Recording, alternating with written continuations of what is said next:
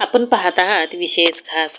शिवसेना पक्ष चिन्हाच्या खटल्याची सुनावणी सुरू असताना उपमुख्यमंत्री एकनाथ शिंदे हे अचानक दरेगावी गेले आहेत. त्यामुळे राजकीय चर्चेना उधाण आलं आहे. नेमकं काय झालंय आपण पाहूयात. शिवसेना पक्ष आणि चिन्हाच्या वादाच्या खटल्याची महत्त्वाची सुनावणी बुधवारी सर्वोच्च न्यायालयात पार पडली. उद्या उर्वरित सुनावणी होणार असताना उपमुख्यमंत्री एकनाथ शिंदे अचानक साताऱ्यातील आपल्या दरेगावी दाखल झाल्याने चर्चेना उधाण आलं आहे. 2 दिवस ते गावी मुक्कामी आहेत. त्यांच्या या अचानक दौऱ्यामागील नेमकं कारण समजू शकलेले नाही. सुप्रीम कोर्टात आज महत्त्वाची सुनावणी पार पडली. वकील कपिल सिब्बल यांनी ठाकरे गटाच्या बाजूने जोरदार युक्तिवाद केला. कपिल सिब्बल यांनी तांत्रिक मुद्दे अतिशय मुद्देसूद मांडले, तसेच घडलेल्या घडामोडी सांगितल्या. सिब्बल यांच्याकडून उद्या देखील युक्तिवाद केला जाणार आहे. असं असताना एकनाथ शिंदे दरेगावी गेल्याने अनेकांच्या भुवया उंचावल्या आहेत.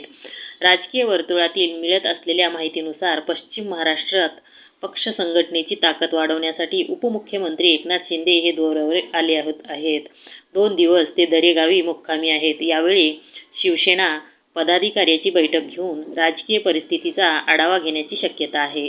त्याचबरोबर सातारा जिल्हा बँकेच्या निवडणुकीच्या संदर्भात जिल्ह्यातील शिवसेना नेत्यांशी चर्चा करतील असंही समजतं.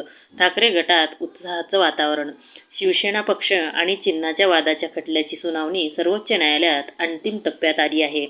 आजच्या सुनावणीत शिवसेना उद्धव बाळासाहेब ठाकरे या पक्षाच्या वतीने ज्येष्ठ विधिज्ञ कपिल सिब्बल यांनी जोरदार युक्तिवाद केला आहे.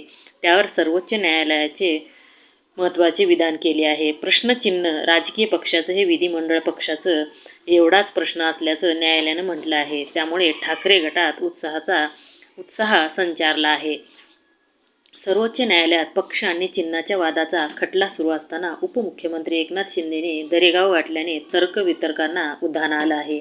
एकनाथ शिंदे यांचा दौरा पश्चिम महाराष्ट्रातील संघटनात्मक ताकद वाढवण्यासाठी असल्याचं पक्षातील सूत्राकडून सांगण्यात येत होतं. शिंदे यांच्या या दौऱ्यावर ठाकरे गटाकडून काय प्रतिक्रिया येते याकडे राजकीय वर्तुळाचे लक्ष लागून आहे. शिवसेना खटल्याच्या सुनावणीकडे सर्वांचं लक्ष. दरम्यान शिवसेना फुटीला आता 4 वर्षे झाली आहेत. याविषयी अनेक घडामोडी घडल्या आहेत. आता पुलाखालून बरंच पाणी वाहून गेलं आहे. असं असलं तरी सुप्रीम कोर्टानं पुन्हा सुनावणी होत आहे. विशेष म्हणजे राजकीय पक्ष आणि विधिमंडळ पक्ष हे वेगळे असल्याचं युक्तिवाद कपिल सिब्बल यांनी केला आहे.